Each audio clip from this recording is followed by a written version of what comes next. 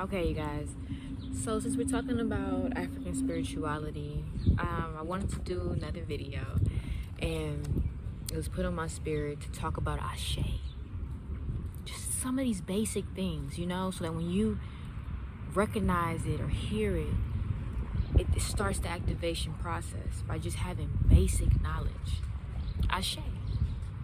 What is ashay? So when you're dealing with Eastern and Northern and Nile Valley civilization of Africa, ashay is life force movement in motion. So it's more like it's speaking something to be. It is saying like, let there be. It is. It is a claim of existence. In West Africa, ashay means life force energy. So once you are dealing with Nile Valley civilization, now they're putting life force energy into movement. Because it's like, when you say ashay, and some people think it's like, like amen, or like I feel you, or something like that. But it's actually putting the magic behind a claim. So if you make a statement and it's like, man, I love myself, and somebody's like, ashay, they put life force energy behind what you said. That's what it is. It is that it's stating something into being. So let's talk about life force energy. When you're dealing with the word ashay, and you're talking on a basis of West Africa, and this means life force energy, that means that when you hear chi or ki or prana, which you will hear more with Japanese civilizations, Chinese civilizations, India, which was the beginning of the diaspora. Africans went first and took all of their knowledge and their spiritual understandings and their practices straight to Asia. The original Buddhas and yogis and all of that had Bantu knots, big noses. When you look at those old statues, they're African. That's who gave them that knowledge. But it wasn't like the mystics of Africa, where a lot of things weren't written down, and a lot of things were burned and all of that when the colonizers came. So the mystics that passed things along, the Asians did very good at documenting it. And even when they were trying to fit in to the more Western society, they still passed along their culture within their family and in their homes, and they honored it. So that is how some African cultures, spirituality, and spiritual systems were able to be passed along. Because the Buddhas are like the Orisha. The Orisha, unlike the Unturu, the Orisha were actual people, like the Buddha, who grazed consciousness like Jesus. They're like Jesuses. So they're not multiple gods.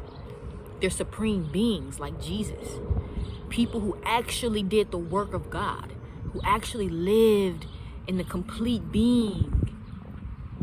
So they, as they transcended, became individuals that God allowed in place, the energy, the universe allowed in certain place to continue that wisdom. So people feed their ka. What is the ka? The ka is the consciousness. It's a part of spirit that holds consciousness. Because when you transcend, energy does not die. That's science. Energy only transfers. So if the body dies, when your suit dies, the energy just leaves it. Where does it go? Who knows? It goes where it gravitates, where it connects to. What vibration were you on? How did you live?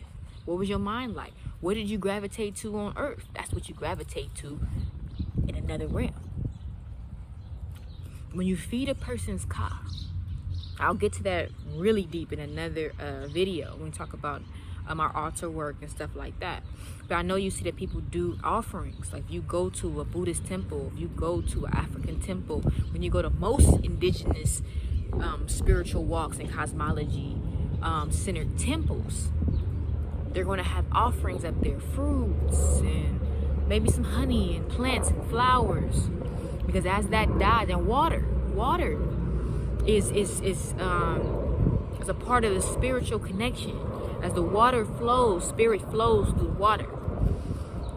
So that's why, like, a lot of spiritual people, they might be running water a lot, or if you're very psychic, sometimes to clear the thoughts and the connection, you might run water.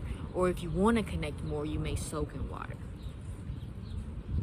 So, and even in dreams, when you're doing dream work, the water represents emotion and spiritual connection. So, anywho, as the plants and the fruit dies, it does not just die and disappear. The energy transfers. And where does it go? Science proves that energy and anything that exists happens when a thought happens.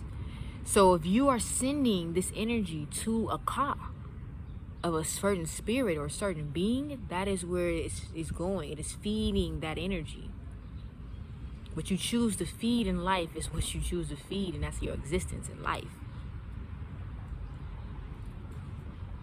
So that is what people are doing when they're connecting to the orishas or the unturus or the voodoo.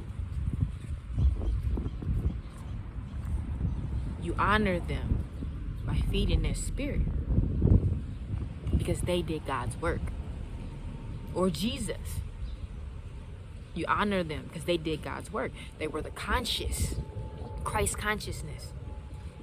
They understood. They tapped completely into their DNA coding, the design. I think of my cat brother. That's Musa and Basset. Basset is an Unturu, was a healer, and she protected protection of the house and the ruler of cats. So she protects like women and children, and she's a healer. And some say that she was Sekhmet first. But Sekhmet, as we know, is a healer and a warrior. She's ruled amongst, healing. And her only reason that she had that wrath was because for so long the people were not connecting to healing. So she wiped out the poison,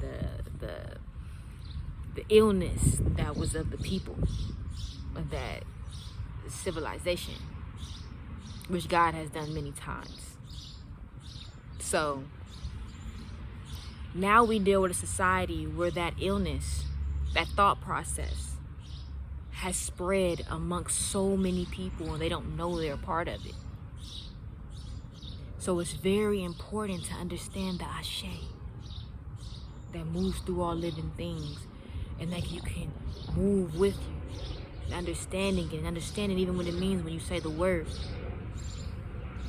knowing the chi, the ki, the prana, that's life force energy, and it lives in you. Okay? Move it wisely. Connect to it wisely. All right, you guys? So peace and love. Till next time.